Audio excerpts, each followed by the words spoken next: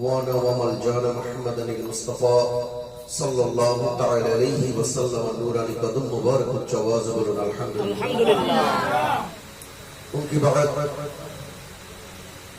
अहले बैत रसूल करीम सल्लल्लाहु अलैहि वसल्लम नूरानी कदम मुबारक लाखों कोटि सलाम अर्ज़ बाद विश्व तमाम कामिल मुकम्मल वली गौस कुतुब अब्दुल पीर मशाइख सह আমাদের আপন আপন পীর মুর্শিদ বড় হকের নূরানি কদম মুবারক লাখো কোটি সালাম আরজ বাদ আমি গুনাহগারের পক্ষ থেকে আপনাদের সকলকে সালাম পেশ করছি আসসালামু আলাইকুম ওয়া রাহমাতুল্লাহি তাআলা ওয়া বারাকাতুহু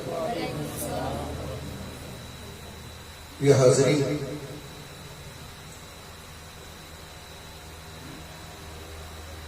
আমরা মুসলমান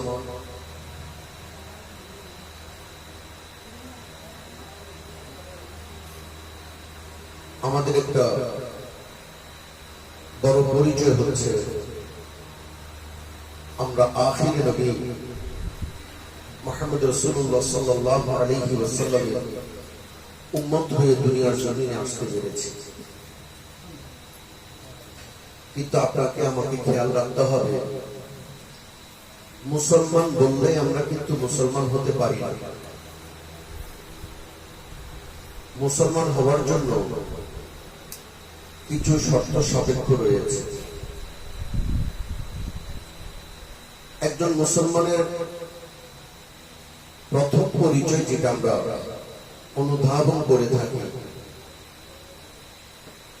একজন মুসলমানের মুসলমানিয়ত প্রকাশ করার জন্য যে বিষয়টি সবচেয়ে খুবই গুরুত্বপূর্ণ সেটা হচ্ছে আপনার ঈমান ও আকীদা।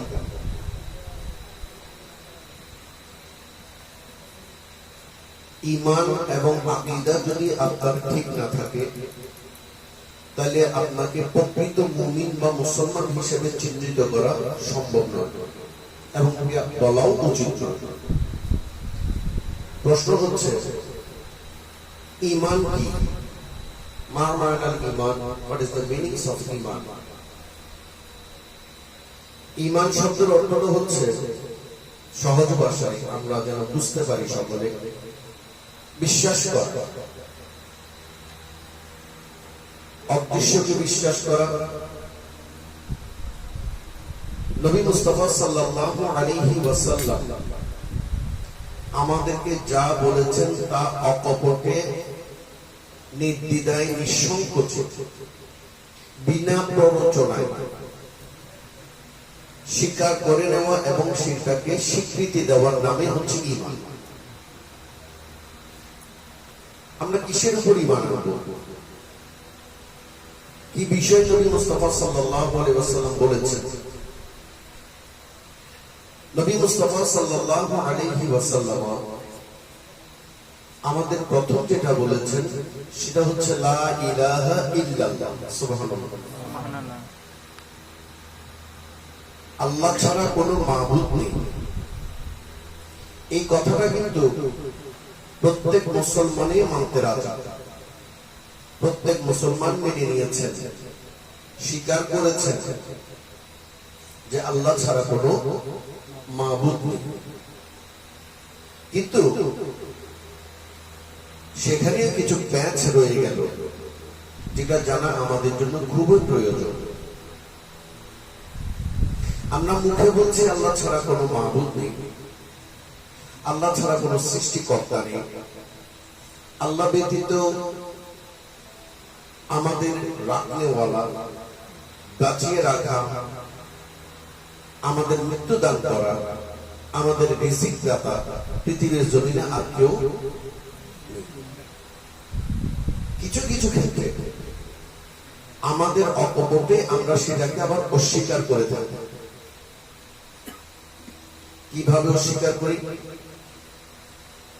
আপনারা যারা তরিকত পন্থী রয়েছে, যারা বিভিন্ন পীরের হাতে বায়াত কবুল করেছেন,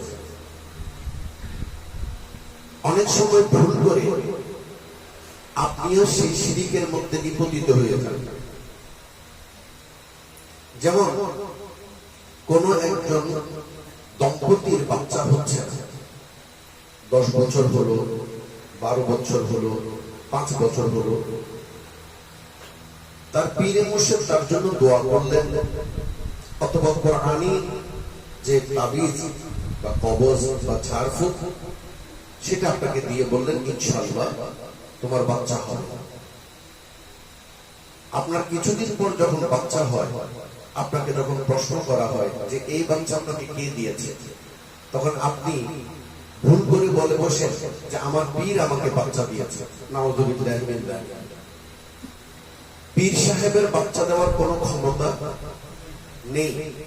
পীর সাহেব কাউকে উদ্ধার করতে পারেন না, পীর সাহেব কখনো কোনো কিছু করতে পারে না। এখন প্রশ্ন হলো, হুজুর আমরা তো সারা বছর শুনে এসেছি যে পীরে মুর্শিদ চাইলে তকদিরও পরিবর্তন করতে পারে। যেমন এখানে বয়াত শরীফ রয়েছে, নগাহে ওয়ালি মে ये तासीर देखी बदलती हजारों, ये तकदीर देखी, ये तकदीर देखी। আল্লাহর ওলিদের নজর করো,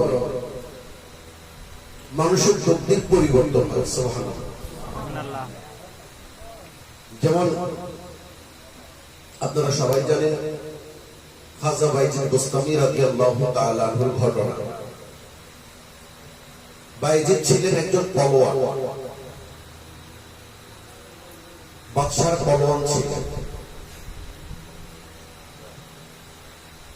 তিনি বাদশার তত্ত্বাবধানে থেকে ঠিক বর্তমান যেভাবে রেসলিং খেলে ওই ধরনের রেসলিং খেলতেন। ঠিক ওই সময় একজন আওলাদ রাসূল সাল্লাল্লাহু আলাইহি ওয়াসাল্লাম তিনি অনাহারে ভুভুক্ত অবস্থায় রয়ে গেলেন। আওলাদ রাসূল কখনো সদকা খাইতে পারে না, আওলাদ রাসূল কখনো ফিতরা খাইতে পারে না, আওলাদ রাসূল কখনো ভিক্ষা করতে পারে না, আওলাদ রাসূল না বলে কোনো কিছু গ্রহণ করতে পারে না। যার ফলে তিনি এত বেশি শুকিয়ে গেছেন, ঠিক একটা কাঠির মতো হয়ে গেলেন। এমন সময় চারিদিকে ডাক ঢোল পেটানো হচ্ছে যে আগামী সপ্তাহের মধ্যে একখানা বলি খেলা হবে, কুস্তি খেলা হবে, বাদশার কুস্তিকে যে হারাতে পারবে তাকে অনেক স্বর্ণ মুদ্রা দেওয়া হবে। এই কথা শুনে লিকলিকে কাঠির মতো শরীর বানানো আওলাদ রাসূল বললেন, আমি তোমার ওই কুস্তির সাথে কুস্তি লড়ব। সবাই অট্টহাসির সাথে ফেটে পড়লেন। এই হ্যাংলা পাতলা মানুষ এই কুস্তিগিরির সাথে যদি কুস্তি লাগায় তাহলে তো একটা টুকা মারলে সে উড়ে যাবে। তার পক্ষে কিভাবে সম্ভব এই কুস্তিগিরকে হারানো? রেফারি বাঁশি দেওয়ার আগে আওলাদ রাসূল রেফারিকে বললেন, রেফারি সাহেব একটু ওই কুস্তিওয়ালার সাথে আমাকে কথা বলার সুযোগ করে দিন। তখন বাইজিদ আওলাদ রাসূলের সামনে আসলেন। আওলাদ রাসূল কানে কানে গিয়ে বললেন, বাইজিদ আমি কোন সাধারণ মানুষ নই, যদিও আমি মানুষের রূপে দুনিয়াতে এসেছি। সুবহানাল্লাহ। এই কথাটা একজন শায়ের সুন্দর করে বলেছেন, ज़ात अला पाक है सल्ले अला मुहम्मद, बशर में आया है मगर नूरुन अला नूर है, नूरुन अला नूर, नूरुन अला नूर है। बरबर बोलो सुभानाल्लाह। औलाद रसूलगण যদিও দুনিয়ার জমিনে মানুষের আকৃতিতে এসেছে, সাইয়্যিদুনা মুহাম্মদ রাসূলুল্লাহ সাল্লাল্লাহু আলাইহি ওয়াসাল্লাম যদিও দুনিয়ার জমিনে আকৃতিতে এসেছেন, মানুষের রূপ ধারণ করে এসেছেন, আল্লাহ বলছেন তিনি মানুষ নন, তিনি হচ্ছেন নূরুন আলা নূর। এতে কোনো সন্দেহ আছে? সন্দেহের কথা আসছে পরে, আমরা আগে আলোচনাটা শেষ করতে যাই। তখন ওই আওলাদ রাসূল তার কানে কানে গিয়ে বললেন, আমি আওলাদ রাসূল, আমার এই শরীরের মধ্যে যে রক্ত প্রবাহিত হচ্ছে, এই রক্ত আমার নয়, এই রক্ত মুহাম্মদ রাসূলুল্লাহ সাল্লাল্লাহু আলাইহি ওয়াসাল্লামের।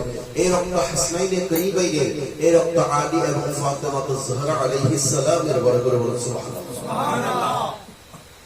এই কথা শোনার পর ভাইজিদের মাথা নড়ে গেল। বলল, ভাইজি, আওলাদ রাসূল বলছেন, ভাইজি আমি অনেকদিন ভুভুক্ত অবস্থায় রয়েছি, খাইতে পারি নাই, খিদের জ্বালায় আমি কাঠির মতো শুকনা হয়ে গেছি।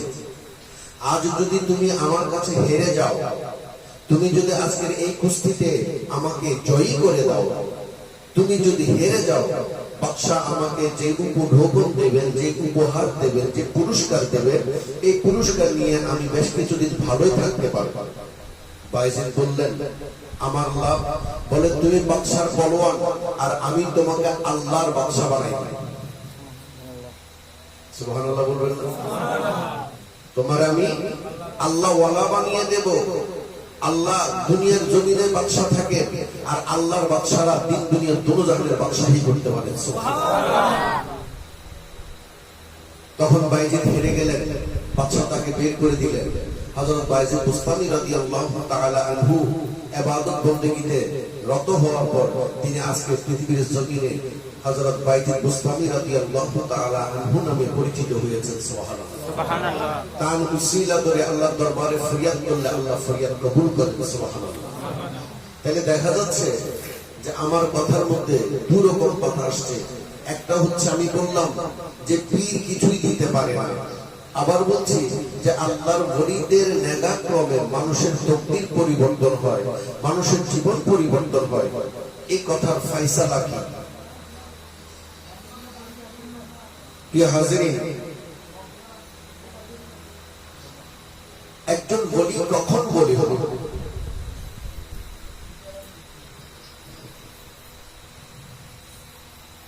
একখানা হাদিস শরীফ, হাদিসের নাম হাদিসে কুদসি।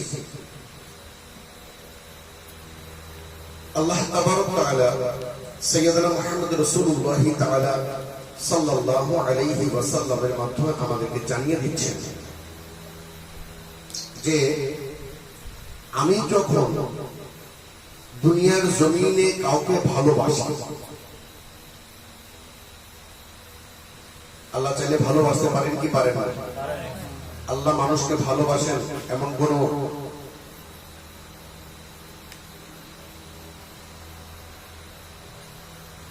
ঘটনা আপনাদের জানা আছে কি?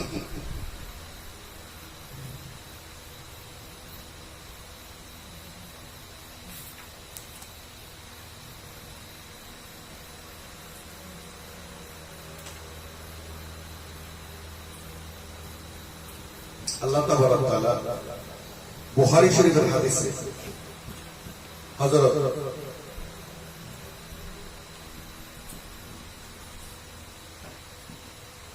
ওলিদের সম্পর্কে যেটা বর্ণনা করছেন, حدثنا عمر بن العلي حدثنا ابو عاصم عن ابن جريج قال اخبرني من موسى بن عقبة عن نافع عن ابي هريرة رضي الله تعالى عنه। হযরত আবু হুরায়রা রাদিয়াল্লাহু তাআলা আনহু থেকে বর্ণিত, قال নবী মুস্তাফা সাল্লাল্লাহু আলাইহি ওয়াসাল্লাম বলেন, ইযা আহাব্বাল্লাহু আবাদা, আল্লাহ রাব্বুল ইজ্জত যখন দুনিয়ার জমিনে কোন বান্দাকে ভালোবাসেন, সুবহানাল্লাহ, আল্লাহ রাব্বুল ইজ্জত যখন দুনিয়ার জমিনে কোন বান্দাকে ভালোবাসেন, নাদা জিবরাইল, হযরত জিবরাইল আমিন রূহুল কুদ্দুস আলাইহিস সালাতু ওয়াস সালামকে আল্লাহ ডাকেন, হে জিবরাইল এদিকে এসো, ইন্নাল্লাহা ইউহিব্বুল ফুলানা ফাহিব্বু, আমি আল্লাহ রাব্বুল ইজ্জত বরমৌলানা সাহেবকে ভালোবেসে ফেলেছি, তুমিও ভালোবাসো। সুবহানাল্লাহ বলবেন না? আমি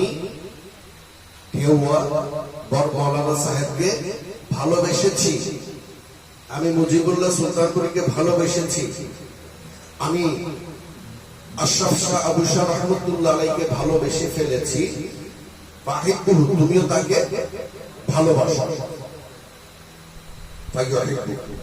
তখন হযরত জিবরাইল আমিন রূহুল কুদ্দুস আলাইহিস সালাতু ওয়াস সালাম বলেন, ইয়া বারিলাহি, আপনি যাকে ভালোবাসেন আমিও তাকে ভালোবেসে ফেলেছি। সুবহানাল্লাহ। এলে দেখা যাচ্ছে এই ভালোবাসাটা আল্লাহর তরফ থেকে, ঠিক না বেঠিক? এই ভালোবাসাটা আল্লাহর তরফ থেকে। অতএব আল্লাহর ওলিদেরকে ভালোবাসা আপনি আমি আমাদের জন্য ওয়াজিব। জিবরাইল ফায়ুনাদি জিবরাইল ফি আহলিস সামাই ইন্নাল্লাহা ইউহিব্বু ফুলানান ফাআহিব্বুহু।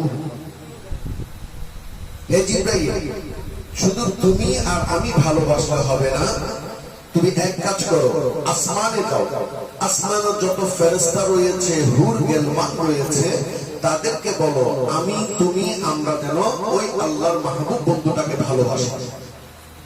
সুবহানাল্লাহ। আমিও ভালোবাসি, তুমিও ভালোবাসো, তাদেরকেও বলো যেন আমরা ওই মাহবুব বান্দাটাকে, যেটাকে আমি ভালোবেসেছি, যাকে আমি ভালোবেসেছি, তাকে যেন সবাই ভালোবাসে। আহলিস সামাই সুম্মা ইউদাউ লাহুল কবুল ফি আহলিল আরদ। হে জিবরাইল, আসমানবাসী আর তুমি আমি ভালোবাসলে হবে না, দুনিয়ার জমিনে গিয়ে তুমি এলান করে দাও যেন ওই বড়মাওলানা সাহেব, আবু শাহ, আশরাফ শাহ ও সুরাজুল মেজ ভান্ডারীকে যেন সবাই ভালোবাসে। সুবহানাল্লাহ। তাহলে দেখা যাচ্ছে এই হাদিস দ্বারা এটাই প্রমাণ হয়, বুখারী শরীফ 3209 6040 নম্বর হাদিস। এই হাদিস দ্বারা প্রমাণ হচ্ছে যে আল্লাহ যাকে ভালোবাসেন তার জিকির, ওয়া রাফা'না লাকা যিকরা, তার জিকিরকে আল্লাহ নিজেই জারি করে দেন। তার জিকিরকে আল্লাহ জারি করে দেন। যেভাবে নবী মুস্তাফা সাল্লাল্লাহু আলাইহি ওয়াসাল্লামকে ভালোবাসার কারণে আল্লাহ তাবারক তাআলা আসমান জমিনের সমস্ত সৃষ্টি বস্তুর মধ্যে নবী মুস্তাফার জিকিরকে জারি করে দিয়েছেন, ঠিক তেমনি আল্লাহ তাবারক তাআলা কোন বান্দাকে যখন ভালোবাসেন, যখন কোন ওলি আল্লাহকে তিনি ভালোবাসেন, তার কোন বন্ধুকে তিনি ভালোবাসেন, তখন তার জিকিরও বিশ্বময় তিনি করে দেন। করে বলেন সুবহানাল্লাহ। তাহলে আমরা দেখছি ওলি হওয়ার জন্য প্রথমত যে শর্ত, সে শর্তটা হচ্ছে আল্লাহর বন্ধু হতে হবে, ঠিক কিনা?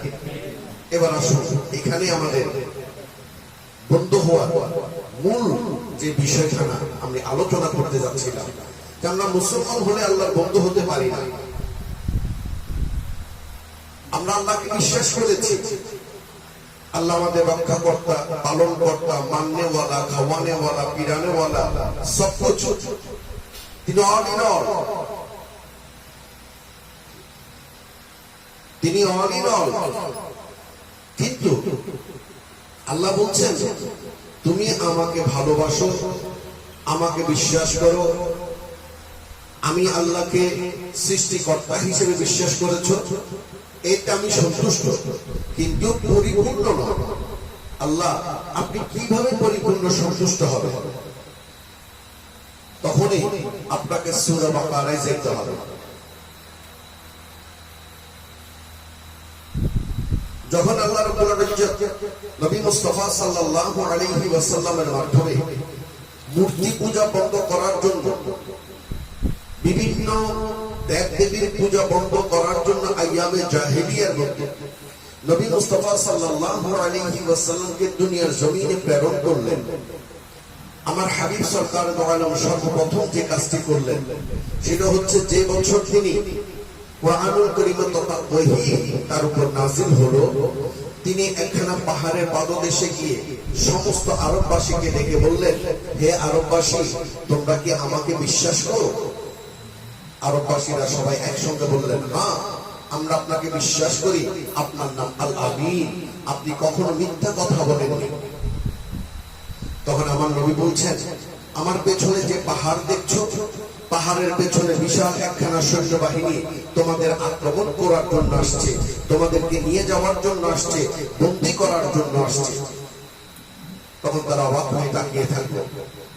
বললো, আমার নবী বললেন, শুনো, তোমরা যদি দেব দেবীর পূজা বন্ধ না করো, লা ইলাহা ইল্লাল্লাহ মুহাম্মাদুর রাসূলুল্লাহ সাল্লাল্লাহু আলাইহি ওয়াসাল্লাম এই কলমা পরিধান না করো, এই কলমা তুমি অন্তরে না ঢুকাও, তোমরা যদি এক আল্লাহকে বিশ্বাস না করো, আল্লাহ তাআলা আল্লাহ রাব্বুল ইজ্জতের এক বিশাল ফেরেশতা বাহিনী তোমাদেরকে আক্রমণ করবে, তোমাদেরকে জাহান্নামের দিকে নিয়ে যাবে। যারা জাহান্নাম থেকে বাঁচতে চাও তারা আমার কলমার পতাকা তলে চলে আসো। সুবহানাল্লাহ। প্রশ্নটা হচ্ছে, আহ্বানটা কে করেছেন? আল্লাহ করেছেন না নবী করেছেন? নবী করেছেন। তাহলে প্রথম বিশ্বাসটা হচ্ছে নবীর উপর রাখতে হবে। সুবহানাল্লাহ। প্রথম বিশ্বাসটা কার উপর রাখতে হবে? নবীর উপর, নবী মুস্তাফা সাল্লাল্লাহু আলাইহি ওয়াসাল্লামের উপর। তাকে আপনি যত বেশি বিশ্বাস করবেন তত বেশি আল্লাহ আপনার উপর সন্তুষ্ট হবেন। তাকে যত বেশি আপনি খুশি রাখতে পারবেন তত বেশি খুশি হবেন কে? খোদা মাকামের খোদা লা ইলাহা ইল্লাল্লাহ।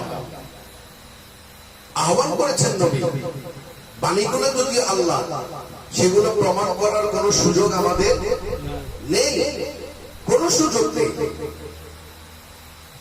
আমরা নবীকে বিশ্বাস করেছি, নবীকে জেনেছি, নবীকে দেখেছি, নবীর জবান থেকে শুনেছি যে লা ইলাহা ইল্লাল্লাহু মুহাম্মাদুর রাসূলুল্লাহ সাল্লাল্লাহু তাআলা আলাইহি ওয়াসাল্লাম, এই শব্দখানা। সুবহানাল্লাহ, সুবহানাল্লাহ। নবী মুস্তাফা সাল্লাল্লাহু আলাইহি ওয়াসাল্লাম প্রথম আহ্বানকারী, কুফরি থেকে, মূর্তি পূজা থেকে, লাত ওয়াজ্জা মানাত থেকে, অন্ধকার আইয়ামে জাহেলিয়া থেকে আলোর পথে আনার জন্য তিনি, আমার নবী সর্বপ্রথম আমাদেরকে আহ্বান করেছেন যে তোমরা আসো, লা ইলাহা ইল্লাল্লাহু মুহাম্মাদুর রাসূলুল্লাহ সাল্লাল্লাহু আলাইহি ওয়াসাল্লামের পতাকা ধরে এই কলমার নিচে চলে আসো। তাহলে তুমিও রেহাই পাবে, তোমার আহালরাও রেহাই পাবে। প্রিয় হাজিরিন, তাহলে দেখা যাচ্ছে যে নবী ছাড়া কোনো উপায়, নবী ছাড়া কোনো উপায়।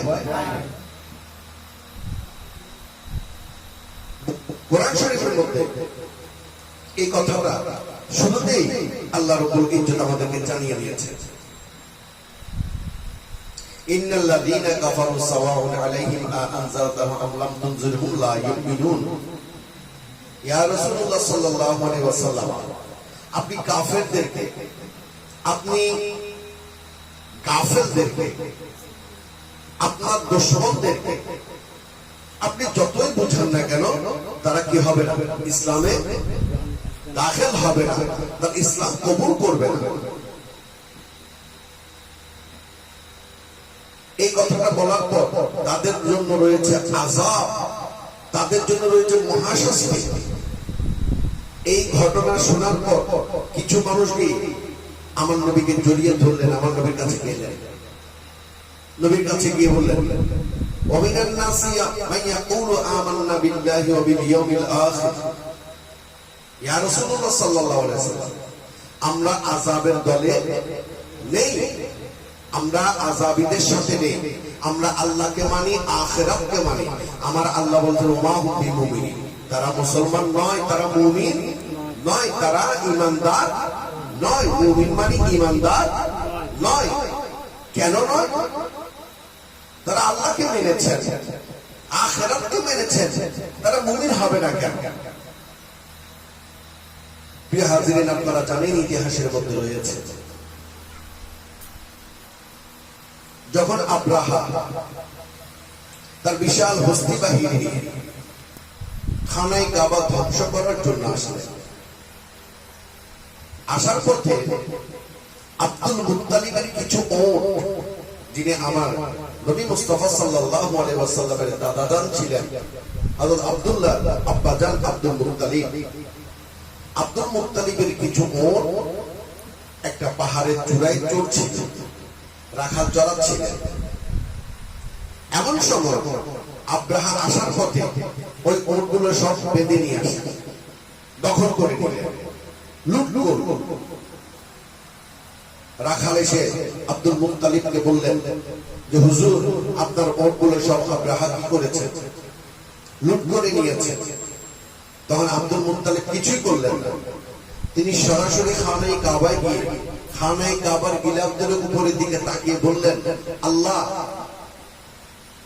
আল্লাহ, তোমার এই ঘরকে পরিষ্কার পরিচ্ছন্ন, এটার হেফাজত, এটার রক্ষণাবেক্ষণের দায়িত্বে আমি ছিলাম, কিন্তু হেফাজত করার দায়িত্ব আমার নয়। তোমার ঘর তুমি হেফাজত করবে। সুবহানাল্লাহ। তাহলে দেখা যাচ্ছে তখনকার যুগে মানুষ আল্লাহকে বিশ্বাস করত। আপনারা এখনো দেখবেন যারা আমাদের সনাতনী ভাইয়েরা আছে, খ্রিস্টান ভাইয়েরা আছে, বৌদ্ধ ভাইয়েরা আছে, তারাও কিন্তু পরকাল বিশ্বাস করে। তারা বলেন শ্রী শ্রী স্বর্গীয় অমুক, অর্থাৎ তিনি স্বর্গে গেছেন, স্বর্গ নরক তারা বিশ্বাস করে। আল্লাহকেও তারা বিশ্বাস করে। তারা বলে একে ভিন্না দ্বিতীয় নাস্তিক। এক খোদা ব্যতীত দুই খোদা যে বিশ্বাস করবে সে কি হয়ে যাবে? নাস্তিক হয়ে যাবে। তাইলে দেখা যাচ্ছে এখানেও নাস্তিকতার তারা বিশ্বাস করে যে এক আল্লাহ ছাড়া দ্বিতীয় কোনো আল্লাহ। এখন প্রশ্নটা হচ্ছে তাদের সাথে আমাদের ফ্যাক্টরটা কোথায়, অমিলটা কোথায়? এক জায়গায় আল্লাহ বলছেন ইয়া রাসূলুল্লাহ সাল্লাল্লাহু আলাইহি ওয়াসাল্লাম, তারা আমাকে বিশ্বাস করে, আখিরাতকে বিশ্বাস করে, কিন্তু তাদের অন্তরে ঈমান প্রবেশ করেনি, তারা মুসলমান নয়। আমরা প্রশ্ন করতে পারি আল্লাহ কেন তারা মুসলমান নয়? তখন আল্লাহ কোরআনুল মজিদে ঘোষণা করছেন, বিসমিল্লাহির রহমানির রহিম, কুল ইন কুনতুম তুহিব্বুনাল্লাহ ফাত্তাবিউনি ইউহিব্বুকুমুল্লাহ। সুবহানাল্লাহ বলবেন না? সুবহানাল্লাহ। ইয়া রাসূলুল্লাহ সাল্লাল্লাহু আলাইহি ওয়াসাল্লাম, আপনি জানিয়ে দিন, আপনি বলে দিন, যদি তোমরা আল্লাহকে ভালোবাসতে চাও, আল্লাহর ভালোবাসা পেতে চাও, আল্লাহর প্রিয় বন্ধু হতে চাও, ফাত্তাবিউনি, আপনি নবীর ইতাআত করতে হবে, আপনি নবীর জন্য ফানা হয়ে যেতে হবে। ওয়ামা আতাকুমুর রাসূল ফাখুযুহু ওয়ামা নাহাকুম আনহু ফান্তাহু, আমার নবী তোমাদের জন্য যা এনেছেন তা বিনা দ্বিধায় বিনা সংকোচে গ্রহণ করতে হবে, সেই অনুযায়ী চলতে হবে, আমার নবীকে ভালোবাসতে হবে, আমার নবী যেভাবে বলেছেন সেভাবে জীবন অতিবাহিত করতে হবে। যদি তুমি তাই করো ইউহিব্বুকুমুল্লাহ, তবে আমি আল্লাহ তোমাকে ভালোবাসবো। সুবহানাল্লাহ। শুধু ভালোবাসবো নয়, আমার নবীর অনুসরণ অনুকরণ যদি করো, ভালোবাসার সাথে সাথে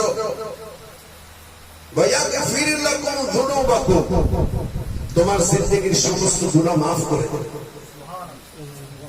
তোমার জিন্দেগির সমস্ত গুনাহ। তাহলে দেখা যাচ্ছে যে নবী মুস্তাফা সাল্লাল্লাহু আলাইহি ওয়াসাল্লামকে মানতে হবে। তাহলে আমরা মুসলমান কবে দাবি করতে পারছি? যখন আমাদের অন্তরের মধ্যে আল্লাহ এবং আল্লাহ রাসূলের প্রেম থাকে। ঠিক না বেটি? এখন প্রশ্নটা সেখানে, হুজুর আল্লাহর রাসূলের প্রেম কিভাবে রাখবো, কিভাবে তার মহব্বতটা রাখবো? আগে আপনাকে জানতে হবে আমার নবীকে। Who is Prophet Muhammad Rasulullah sallallahu alayhi wa sallam? कौन होता है ये नबी? এটা নিয়ে আমাদের আকীদাগত বেশ কষ্ট, এটা নিয়ে কি বেশ কষ্ট? আকীদা বেশ কষ্ট। অনেকে বলেন নবী মাটির মানুষ। ঠিক না বেটি? আপনারা কি সেই দলে আছেন? অনেকে বলেন নবী আমার মতো সাধারণ মানুষ, কিন্তু হাকিকতান আহলে সুন্নাত ওয়াল জামাতে ঈমান হচ্ছে নবী আমার মতো নবী আমার মতো নন।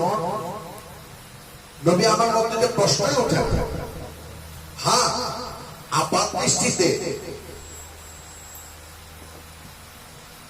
দৃষ্টিতে আমাদের এই চর্মচক্ষু দ্বারা আমরা দেখছি যে নবী নাস্তা করেছেন, আহার করেছেন, নবী মুস্তাফা সাল্লাল্লাহু আলাইহি ওয়াসাল্লাম শাদী করেছেন, তার কন্যা সন্তান রয়েছে, তার বাচ্চা রয়েছে, সংসার করেছেন, যুদ্ধ করেছেন। ঠিক ঠিক আমাদের মতো সবকিছু করেছেন, এরপরও আমি বলছি তিনি আমার মতো নন। এটা কি যুক্তি হলো? না, এটা কোনো যুক্তি হলো না। নবী আমার মতো নন, কিভাবে আমার মতো নন সেটাই আপনাকে আগে জানতে হবে। তাহলে আপনার আকীদা এবং আপনার ঈমান মজবুত হবে। যেমন আমাদের হাকিকতান আহলে সুন্নাত ওয়াল জামাতের যে ফায়সালা, সেটা হচ্ছে বিসমিল্লাহির রহমানির রহিম, আদ জাআকুম মিনাল্লাহি নূরুন ওয়া কিতাবুম মুবিন। আমি তোমাদের নিকট পাঠিয়েছি, তোমাদের নিকট এসেছে একখানা নূর, আর সেই নূর হচ্ছে মুহাম্মদ রাসূলুল্লাহ সাল্লাল্লাহু আলাইহি ওয়াসাল্লাম। ওয়া কিতাবুম মুবিন, ওয়াদারা ডাইভার্ট করা হয়েছে, হরফাত ভাগ করে দেওয়া হয়েছে যে, এবং একখানা কমপ্লিট কোড অফ লাইফ, একটা ফান্ডামেন্টাল অফ ল তোমাদের জন্য প্রেরণ করেছি, যে এই ল অনুযায়ী আমার নবী তোমাদেরকে যে শিক্ষা দিবেন সেটা যদি তোমরা অনুসরণ করো তাহলে তোমরা সফল কাম হবে। সুবহানাল্লাহ। এখন আপনি আর আমার একটু চিন্তার বিষয় যে আমরা বলছি নবী নূর, আবার এদিকে আমাদের চক্ষু দেখা যাচ্ছে তিনি মানুষের মতো। এখন কিভাবে বুঝবো তিনি যে নূর? এই প্রশ্নের উত্তরে নবীর দুশমনেরা, আহলে বাইতের দুশমনেরা, তারা আপনাকে বলবে যে দেখো, তুমি তোমাকে একটা চিমটি কেটে দেখো। আপনি যখন চিমটি কাটবেন তখন দেখা যাবে আপনি ব্যথা পাচ্ছেন। তখন তারা বলবে দেখো, তুমিও যেমন ব্যথা পাচ্ছ, নবী মুস্তাফা সাল্লাল্লাহু আলাইহি ওয়াসাল্লাম ব্যথা পেতেন। বড় করে বলুন নাউজুবিল্লাহ। তোমাকে পাথর মেরে যদি দাঁত ভেঙে দিয়ে রক্ত বের হবে কি হবে না? আপনি বলবেন হ্যাঁ, অবশ্যই হবে। তখন তারা বলবে উহুদের ময়দানে নবী মুস্তাফা সাল্লাল্লাহু আলাইহি ওয়াসাল্লামের দাঁত মোবারক শহীদ হয়েছেন এবং সেখান থেকে রক্ত বের হয়েছে। তিনি বলবেন যে দেখো, তোমরাও বিয়ে করেছো, বাচ্চা হয়েছে, নবীরও বাচ্চা হয়েছে, তোমরাও খাও, নবীও খাই। ঠিক না? ঠিক কথাগুলো আপনাকে সুন্দরভাবে বুঝিয়ে দেবে। প্রিয় হাজিরিন, এখানে আমাদের সাথে তাদের বেশ, সেটা হচ্ছে নবী মুস্তাফা সাল্লাল্লাহু আলাইহি ওয়াসাল্লাম যদি সরাসরি আলো হয়ে দুনিয়াতে আসতেন, আমরা কি তাকে কখনো গ্রহণ করতে পারতাম? না। আমার মাথার উপরে একটা ভাল্ব চলছে, এই ভাল্বটা যদি আমি এখন ধরতে যাই, আমি ধরতে পারবো না, কাশ্মীর কালেও যাবে না। এই মুহূর্তে আমরা সবাই নামাজ পড়েছি, ইনশাআল্লাহ এশারের নামাজও পড়বো, আমাদের উজু রয়েছে, নির্ভয় আমরা প্রায় 17 উপরে মানুষ রয়েছে। ঠিক এমন সময় এই পাশ থেকে যদি একখানা আলো এসে আমাদেরকে দৌড়ায়, আমরা কি বসবো না পালায় যাবো? পালায় যাবো না? একটা আলো যদি আসে, এটা কি ভয়ে পালিয়ে যাব?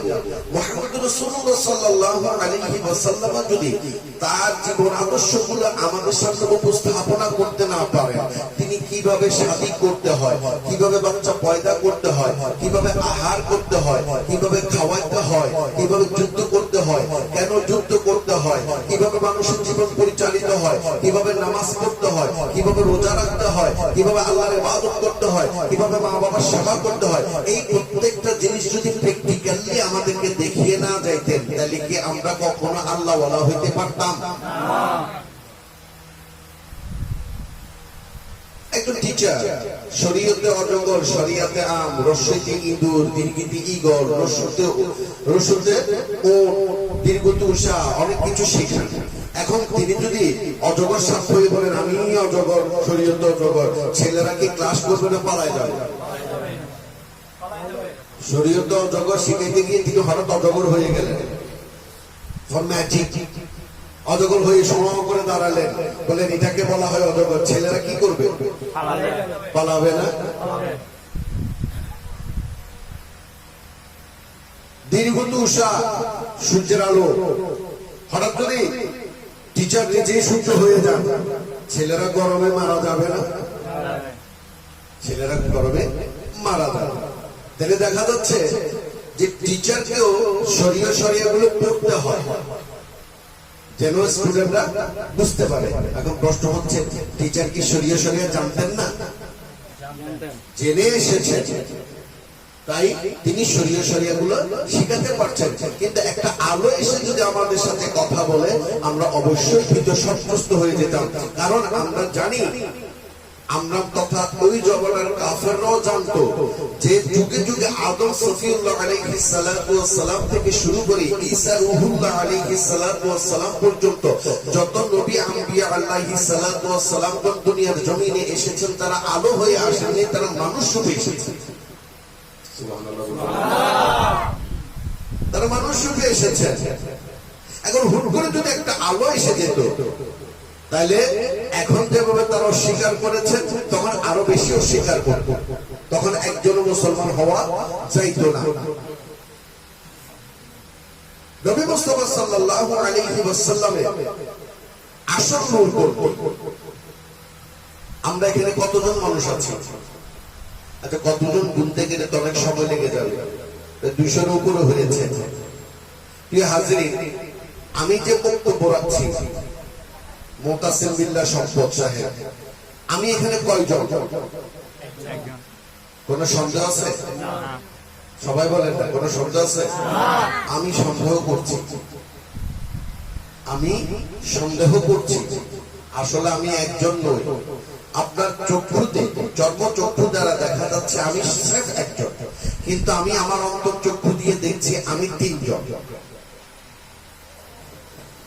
আপনাদের সাথে আমি যে ভাব বিনিময় করছি, আলোচনা করছি, তস্করা করছি, আমি একজন করছি না, 3 জন মিলে করছি। একটার নাম হচ্ছে দৈহিক সম্পদ, যেটা আপনারা দেখছেন। একটু ভালো করে খেয়াল করবেন, না বুঝলে হাত তুলবেন, বুঝে। একটা হচ্ছে দৈহিক সম্পদ, আর একটা হচ্ছে আত্মিক সম্পদ, আরেকটা হচ্ছে নফসের সম্পদ। 3টা সম্পদ সবসময় ঝগড়া করে। 3টা সম্পদ সবসময় ঝগড়া করে। আত্মা সম্পদটা আমাকে বলে, তুমি ভালো করে চলো, সুন্দর করে চলো। নবী মুস্তাফার নূর দ্বারা সেই সম্পদকে তৈরি করা হয়েছে। সুবহানাল্লাহ। আসলে একটু করে হাদিস শরীফে যাই।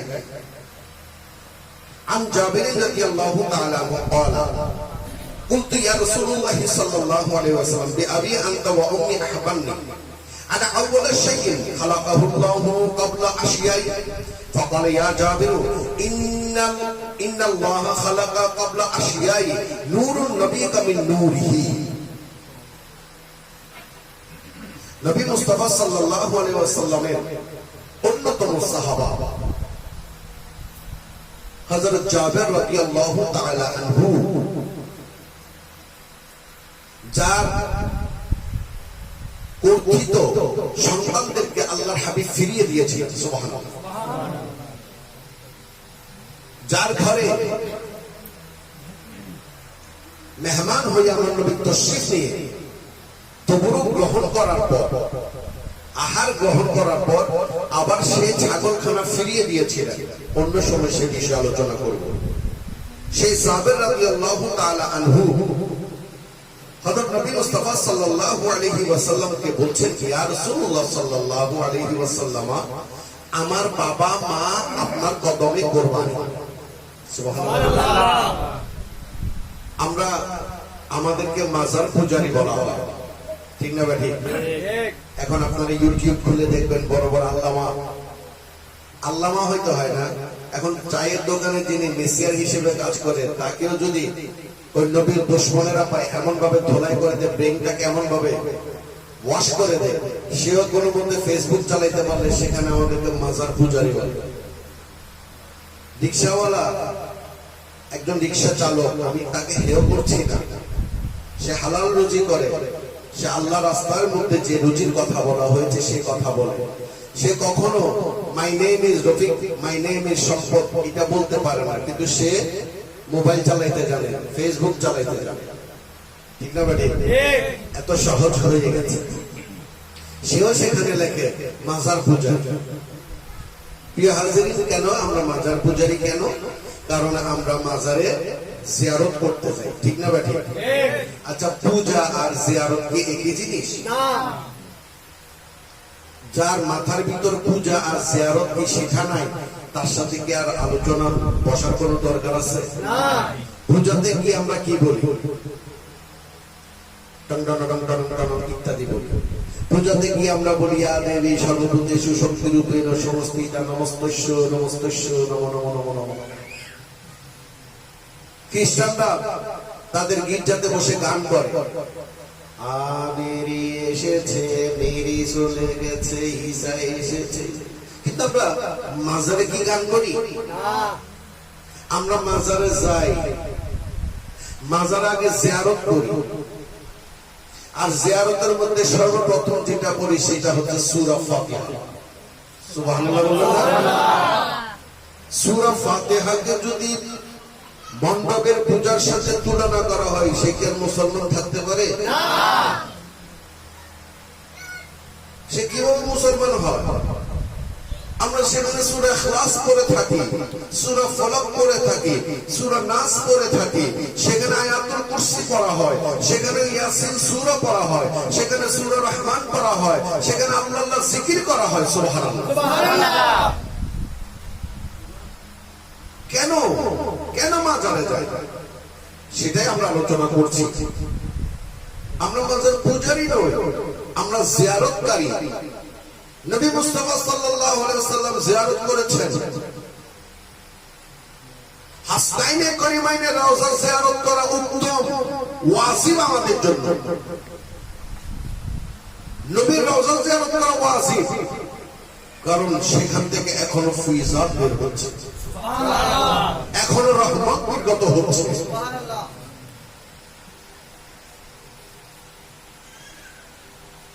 আল্লাহ মহান, আল্লাহর পর আমরা যাকে সম্মান শ্রদ্ধা করব নিজের জানের চাইতে বেশি, তিনি হচ্ছেন মুহাম্মদ রাসূলুল্লাহ সাল্লাল্লাহু আলাইহি ওয়াসাল্লাম। এরপর আওলাদ রাসূল আলী, ফাতেমা, হাসান ওয়াল হুসাইন আলাইহিমা, তাদেরকে জানাতে ভালোবাসতে হবে। এটা আল্লাহর দাবি, এটা হচ্ছে আল্লাহর দাবি। এরপর জলিলুল কদর সাহাবাদেরকে ভালোবাসতে হবে। সাহাবা আর কখনো আওলাদ রাসূল এক নয়। আওলাদ রাসূলের নসলের মধ্যে, শরীরের মধ্যে, বদনের মধ্যে আমার নবীর রক্ত বহন করে, আমার নবীর বীর্য বহন করে, কিন্তু সাহাবারা নয়। সাহাবারা নবীকে দেখেছেন। নবীর, মনে করুন আপনারা সার্কাস দেখেছেন কখনো? সার্কাসে একটা রশি টানানো হয়, রশির উপর মেয়েটা হাঁটে অথবা ছেলেটা হাঁটে, অথবা সেখানে রিক্সা, সাইকেল চালানো, রিক্সা নয় সাইকেল চালানো হয়। সে এক চাকার উপর সাইকেল চালায়, দুই চাকার উপর সাইকেল চালায়। প্রিয় হাজিরিন, আমি সার্কাসের সাথে তুলনা করছি না, সেটা শুধু আপনাদেরকে একটু বোঝানোর জন্য বলছি। আমার নবী একখানা রশি টেনে দিয়েছেন, একখানা রশি টেনে দিয়েছেন। এই রশির উপর হুবহু যিনি হেঁটেছেন তিনি পার পেয়েছেন, আর যিনি এক চুল পরিমাণ বিচ্যুত হয়েছেন তিনি ধসে পড়ে যাবেন। ঠিক না বাড়ি? তিনি সঙ্গে সঙ্গে পড়ে যাবেন। সাহাবায়ে কেরামগণ হচ্ছেন আমার নবীর দেখানো পথকে এমন ভাবে, জলিল কদর সাহাবারা এমন ভাবে তাদের জীবনকে পরিচালিত করেছেন, সেখান থেকে এক চুল আশায় যায়নি। কিন্তু আওলাদ রাসূল হচ্ছেন আমার নবীর জাত।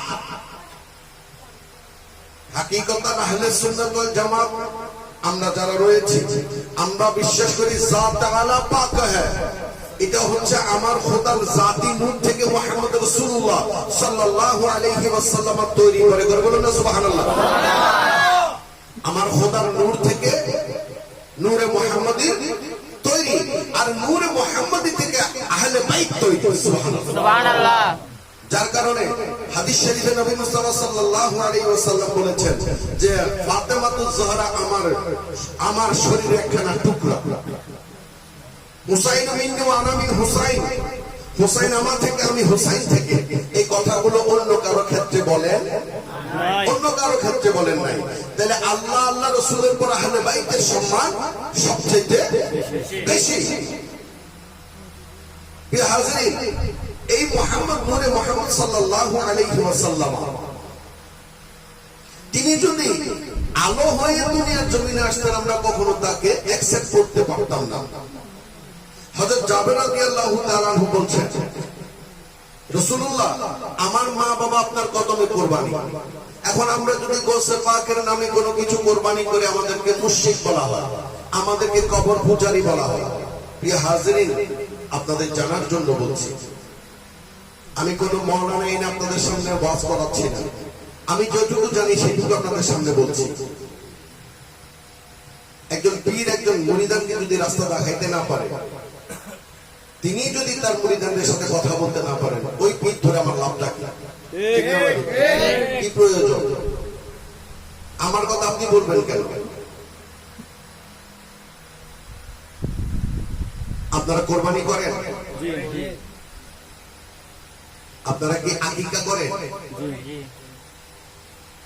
আচ্ছা, আকিকার মধ্যে দোয়া আছে কি নাই? কোরবানির দোয়া আছে কি নাই? সেখানে একটা শব্দ আছে কি নাই? ফুলান বিন ফুলান, অমুকের ছেলে অমুকের নামে কোরবানি দিচ্ছি। আমাকে জিজ্ঞেস করবেন না, আমি তো চলে যাব। আপনারা মাওলানা সাহেবদের কাছ থেকে জিজ্ঞেস করবেন যে হুজুর, সেখানেও তো একটা ছেলের নাম ধরা হয়।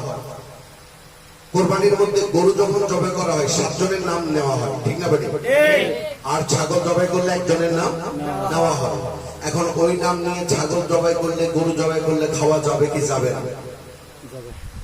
কখনো কি পৃথিবীর কোন মানুষের মুখ দিয়ে শুনেছেন তাকবীর আল্লাহু আকবার না বলে গৌসুল আজম বলে গরু জবাই করতে? কখনো শুনেছেন? কেউ শুনেছেন কখনো? আমরা তো তাকবীর দিয়ে জবাই করি, নারে তাকবীর আল্লাহু আকবার, নারে রিসালাত ইয়া রাসূলুল্লাহ, নারে হায়দার ইয়া লিল্লাহ, নারে গাউসিয়া আবু দস্তগীর। তারপর ইমাম সাহেব বলেন আল্লাহু আকবার। কখনো এই কথা বলে আমি দেখিনি, শুনিনি যে গাউসুল আজম, খালসা গরিবে নওয়াজ, আমানুর শাহ, ফতহ শাহ, গাউসুল আজম মাইজভান্ডারি বলে কেউ কখনো জবাই করে না। নামগুলো ধরলে আগে ধরে ফেলেন, কিন্তু যখন গলার উপর ছুরি দেওয়া চালানো হয় তখন তাকবীর আল্লাহু আকবার বলা হয়। বড় আফসোস, সেটা করা নাকি জায়েজ নাই, হারাম। বেচারা মারা গেছেন, সেদিকে আর যাচ্ছি না।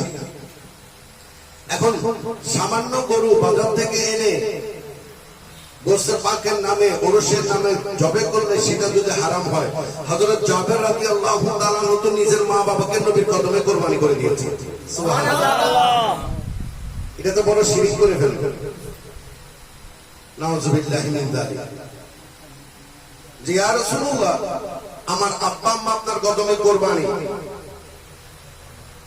আর আউয়াল আখবারনি আন আউয়াল শাইইন খালাকাল্লাহু ক্বাবলা আশিয়াই। ইয়া রাসূলুল্লাহ, আমি আপনার কাছ থেকে একটা সওয়াল করতে চাই, একটা প্রশ্ন করতে চাই। সেটা হচ্ছে, আল্লাহ রাব্বুল ইজ্জত যখন কোনো কিছু সৃষ্টি করার জন্য ইচ্ছা করলেন, সর্বপ্রথম কোন জিনিসটা সৃষ্টি করলেন? তখন আমার নবী বলছেন, ইয়া জাবেরু, হে জাবের, ইন্নাল্লাহা খালাকা ক্বাবলা আশিয়াই নূরুন নবিকা মিন নূরিহি। হে জাবের, আল্লাহ রাব্বুল ইজ্জত যখন সর্বপ্রথম কোনো কিছু সৃষ্টি করতে চেয়েছিলেন, সর্বপ্রথম তিনি যা সৃষ্টি করেছেন তার নূর থেকে তোমার নবীর নূরকে সৃষ্টি করেছেন। সুবহানাল্লাহ। তাই শায়ের কি বলেছেন, জাত আলা পাক है सल्ले अला मुहम्मद बशर में आया है मगर नूरुन अला नूर। আমি তিনজন, আমার যে আত্মা রয়েছে, আত্মা বলছেন লোভহীন, আমিত্বহীন, অহংকারহীন, অহমিকাহীন, নিঃস্বার্থভাবে তুমি ইসলামের এই দাওয়াত দিয়ে যাও। ওয়া আম্মা বিনিআমাতি রাব্বিকা ফাহাদ্দিস। কিন্তু আমার নফস বলছেন আরেক কথা। নফস বলছেন না, তুমি আরেকটু সুন্দর করে গুছাই বলো, আরেকটু মানুষের গীবত করে বলো, অন্য পীরের কথা বলে বলো, অন্য আলেমদের কথা বলে বলো, তাহলে তোমার হাতে কিছু মানুষ বায়াত কবুল করবে। এটা হচ্ছে নফসের তাড়না। আর দেহ তৈরি আছে আমার আমার এই দেহ মাটির দেহটা তৈরি। কে জিতবে? কি নফস জিতবে নাকি আত্মা জিতবে? বুঝতে পেরেছেন কথাটা? বুঝেন? আরেকটু বুঝাই দেব। আমার এক বন্ধু আমার ডাকতে আসছে, ডাকতে এসে সে বললো চলো আজকে একটা বই দেখবো। কি দেখবো? বই দেখবো। একজন শিক্ষিত ছেলেকে আমি যদি প্রশ্ন করি চলো ভাই, বা বলি বা তাকে আহ্বান করি চলো ভাই আমরা একটু বই দেখে আসি, তখন সে কি মনে করবে? সে মনে করবে সে আমাকে লাইব্রেরিতে নিয়ে যাবে কিছু বই দেখার জন্য, ঠিক না বেটা? কিন্তু তৎকালীন সময়ে বই বলা হতো সিনেমা, ঠিক না বেটা? চলো একটা বই চাই। এখন আমাকে সিনেমার হলে নিয়ে যাওয়ার জন্য সে এসেছে। তখনই আমার শরীরের মধ্যে একটা ছোট্ট কম্পন সৃষ্টি হয়, একটা কম্পন সৃষ্টি হয়। আত্মা বলে না সিনেমা তুমি যেও না, আল্লাহ রসুল সিনেমা দেখার কথা বলেনি, আল্লাহ রসুল বেহায়াপনা পছন্দ করেনি। হে সম্পদ, হে দেহ, তুমি কোথাও যাবে না, তুমি ঘরে অবস্থান করো। নফস বলে না সেখানে শাবানা নাচবে, আলমগীর নাচবে, ডিসিং মারামারি হবে, ও কত সুন্দর, হাজার হাজার মানুষ আমরা একসঙ্গে সিনেমা দেখবো, চলো না ভাই যাই। নফস আর আত্মার মধ্যে কি চলছে? যুদ্ধ চলছে। চলতে চলতে চলতে চলতে যার নফস জয় হবে তখন সে দেহকে অর্ডার করবে চলো সিনেমাতে যাই। আর যার আত্মা জয় হবে সে বলবে, দেহকে বলবে চলো ভাই মসজিদে যাই। সুবহানাল্লাহ। আমার নবীর এই আত্মাটা ছিল নূর। সেটা কি? নফসটাও ছিল নূর। তার ভিতরে সমস্ত কি ছিল? নূরুন আলা নূর। উপরেরটা ছিল কি? শুধুমাত্র মাটি এই কারণে করে দিয়েছেন যেন আমরা ভয় না পাই। যদি তাই হয়ে থাকে আপনি একটু করে দেখুন, আপনি বগলের দিকে আপনার নাকটা নিয়ে দেখুন, আপনার বগলের নিচ থেকে গন্ধ বের হচ্ছে, আর আমার নবীর বগল থেকে মেশকাম্বরের খুশবু বের হচ্ছে। আপনি প্রস্রাব করার পর আরেকজন মানুষ প্রস্রাব করতে নাক চেপে ধরে, কারণ আপনার প্রস্রাবের গন্ধে সে প্রস্রাব করতে পারে না, আর আমার নবীর প্রস্রাব খেয়ে ফেলে, কারণ সেখান থেকে মেশকাম্বরের। আমার নবীর পায়খানা জীবনে কেউ কখনো দেখেনি, মাটি সেটাকে ভক্ষণ করে ফেলে। আমার নবীর ঘাম থেকে যে ফোঁটা পড়ে সেটা মেশকাম্বর স্বরূপ মানুষ আতর হিসেবে ব্যবহার করে। আমার নবীর জুতা মোবারক সেটা কবরে নেওয়ার জন্য সাহাবাদের মধ্যে মারামারি লেগে যেত। কিতাবের নাম জিকিরে জন্য যদিও আনিনি। নবী মুস্তাফা সাল্লাল্লাহু আলাইহি ওয়াসাল্লাম মাথা মুন্ডাবেন, চুল কাটবেন, টাক্কু মাথা হয়ে যাবে। মুন্ডানো মানে টাক্কু হয়ে যাওয়া আমাদের গ্রামের ভাষায়, বাংলাদেশি ভাষায়। তিনি সর্বপ্রথম ডান পাশ থেকে কি করতেন? ডান পাশ থেকে চুল কাটতেন। একটা মাসাইলা, একটা আমল শিখে নিন। আমরা সবসময় কোন দিক থেকে চুল কাটবো? নাপিতকে বলবেন ডান পাশ থেকে চুল কাটবো। প্রত্যেকটা কাজ ডান পাশ থেকে শুরু করবে। শরীর ধোবেন, ডান পাশ থেকে ধোবেন, ঠিক না ঠিক? স্যান্ডেল পরবে, ডান পাশ থেকে স্যান্ডেল পরবে। ডান পাশে চুল মুন্ডানো হলো, ছেঁচে ফেলা হলো। মুআয ইবনে জাবাল, যতটুকু মনে করা হয় একটু ভুল হতে পারে, তাকে বললেন এই চুলগুলো মানুষের মধ্যে বিতরণ করে দাও। সুবহানাল্লাহ। বাম পাশের চুল কাটা হলো, সাহাবীকে বললেন এটা মানুষের মধ্যে বিতরণ করে দাও। সাহাবীরা সবাই হুড়মুড় খেয়ে পড়ল এই চুলগুলো পাওয়ার জন্য। সুবহানাল্লাহ। প্রশ্ন করা হলো চুলগুলো দিয়ে তোমরা কি করবে? তারা বলল আমরা আমাদের কবরে নিয়ে যাব। সুবহানাল্লাহ। আর আপনার চুল আমার চুল, সেই চুলগুলোকে মোবারক বলা হয়। আপনার চুল আমার চুলকে মোবারক বলে? নাপিত পেতে ওই চুলের উপর দাঁড়িয়ে আরেকজনের চুল কাটে, ঠিক না বেটা? ঝাড়ু দিয়ে ফেলে দেয়। আমার নবী মুস্তাফা সাল্লাল্লাহু, আপনাদের দাঁত পড়েছে কি পড়ে না? করে নাই? 7 বছরের 8 বছরের মধ্যে দাঁত পড়ে যায় নাই? এই দাঁতগুলোকে আমরা দাঁত বলি। কোথায় ফেলেছেন, কোথায় আছে এখনো কেউ জানেন? আর আমার নবীর একখানা দাঁত শহীদ হয়েছেন, সেটাকে বলা হয় দাঁত মোবারক শহীদ হয়েছেন। শুধু তাই না প্রিয় হাজিরিন, রক্তগুলো মাটিতে পড়তে দেয়নি। রক্ত খাওয়া হারাম, রক্ত খাওয়া। আমাদের মধ্যে দেখা যায় অনেকে স্টাইল করে কোথাও একটা গুতা গুতা খেলে রক্ত বের হলে চুষতে থাকে। কি করছো ভাই? ওরা চুষে নিচ্ছি কেন? এটা তো হারাম জিনিস, তুমি দেখে খাচ্ছ কেন? সে আর জবাব দিতে পারে না। রক্ত হারাম। আর আমার নবী মুস্তাফা সাল্লাল্লাহু আলাইহি ওয়াসাল্লামের দাঁত থেকে যখন রক্ত পড়ছিল, তা চুষে খেয়ে নিয়েছে। তাহলে এতগুলো দলিল দেওয়ার পর আপনি কিভাবে বলছেন তিনি আমার মতো? কেন তিনি কিভাবে আমার মতো হলেন?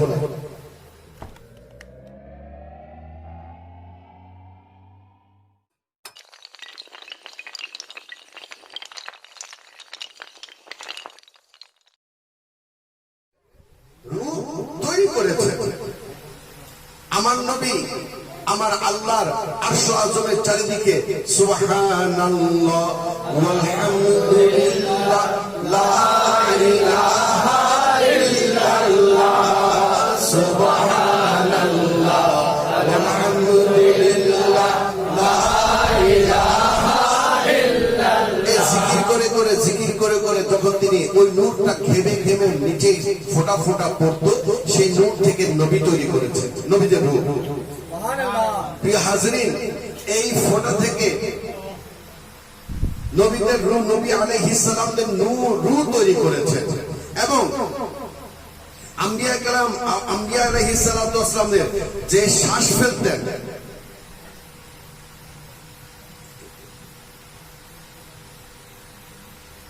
যে আমার নবী যে নিঃশ্বাস ফেলতেন, এই নিঃশ্বাস থেকে আম্বিয়া শহীদ তাদের রূহকে তৈরি করা হয়েছে। প্রিয় হাজিরিন, এখন প্রশ্নটা হচ্ছে আমরা নবীকে কিভাবে মানব? শুধু নবীকে নবী মানছি না, আমরা নবীকে মানছি বেমিসাল। নবীর সাথে কারো কোনো তুলনা হইতে, নবীর সাথে কারো কোনো তুলনা হইতে। আহমদ রাজা খান ফাজলে বেলভী রহমতুল্লাহ আলাইহি বলছেন তার নাতের মধ্যে, জিসকা কোই সানি নেহি वो नबी हमारा है, जिसका कोई सानी नहीं वो नबी हमारा है। मुस्तफा की अजमत का, मुस्तफा की अजमत का अब है ना किनारा है। सला दुनिया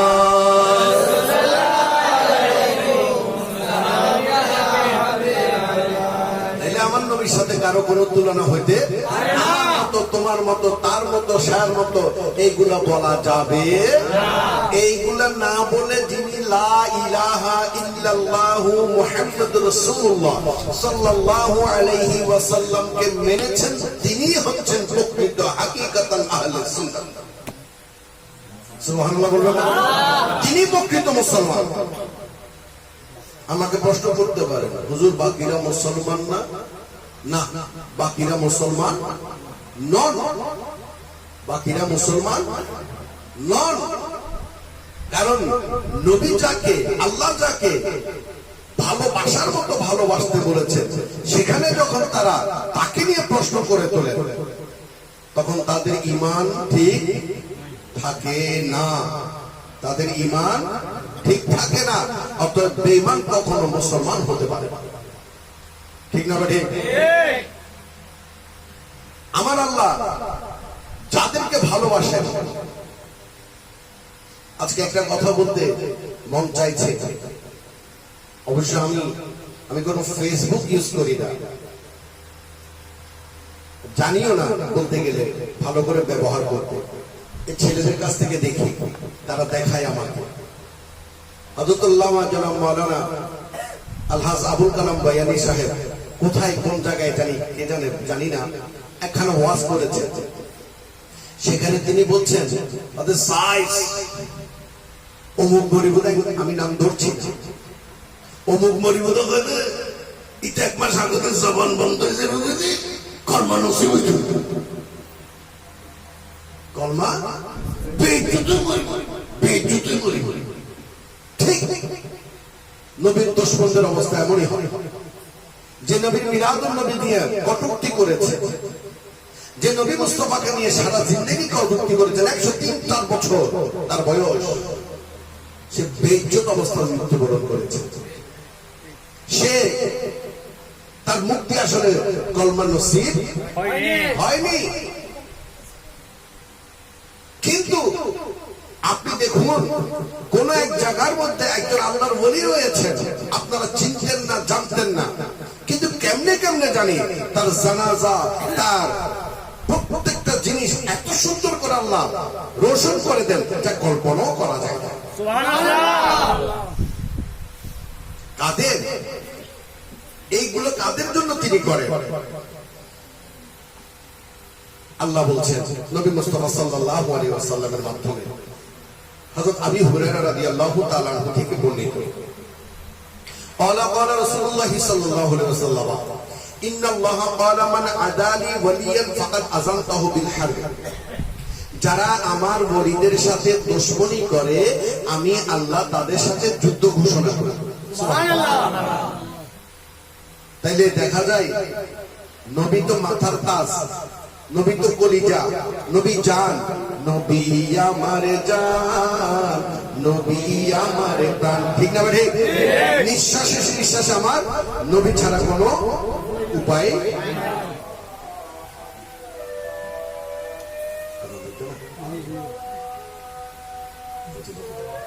আমি শেষ করে দিচ্ছি। এত শহর আজান করতে মাইক তো নাই।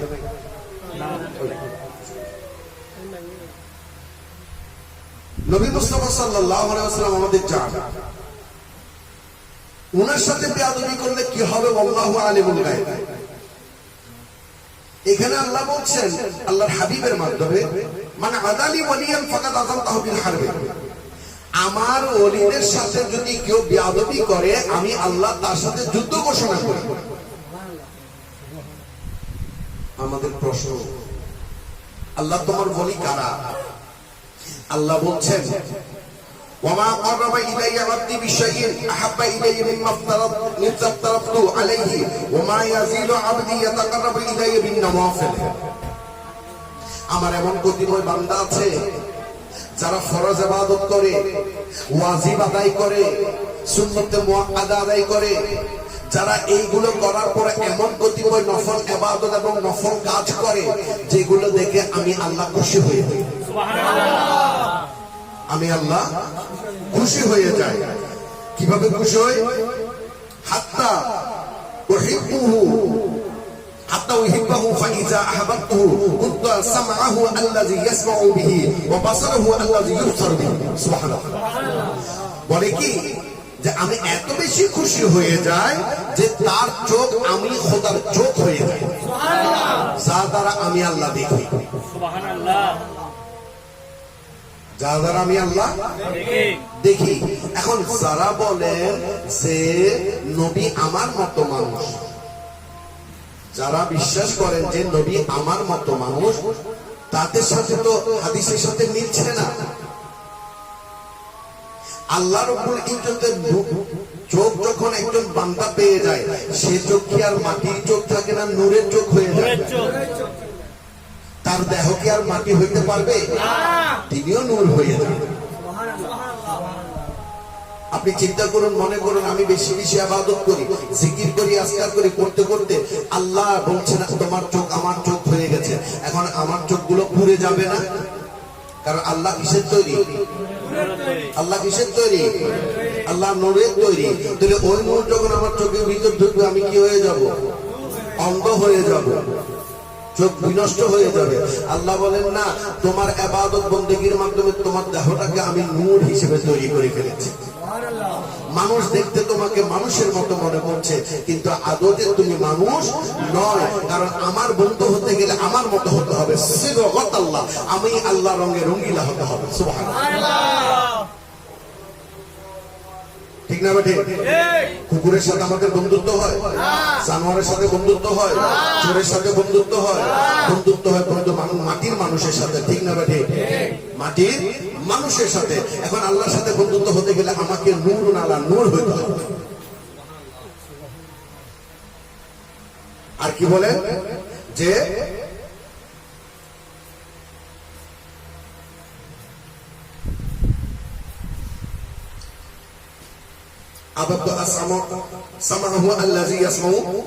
আমি তার কান হয়ে যাই যা দ্বারা সে শুনে,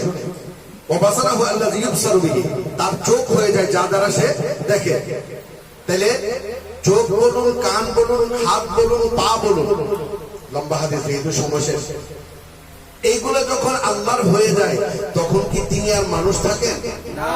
তিনি আর মানুষ থাকেন না। তিনি তখন আল্লাহর বন্ধু হয়ে যান। আল্লাহর বন্ধু যখন হয়ে যান, বন্ধুর কাছ থেকে কিছু চাইলে দেয় কি দেয় না? দেবীকে দিবে না? আপনি দিবেন না? দিবেন। তখন ওই যে বললাম শুরুতে আমরা শিরিক করে ফেলি যে কে দিয়েছে আমাকে এই সন্তান, আমার পীরে মুর্শিদ দিয়েছে। না, পীরে মুর্শিদ আপনাকে দেয়নি, বরং পীরে মুর্শিদের উসিলায় আল্লাহ দিয়েছে।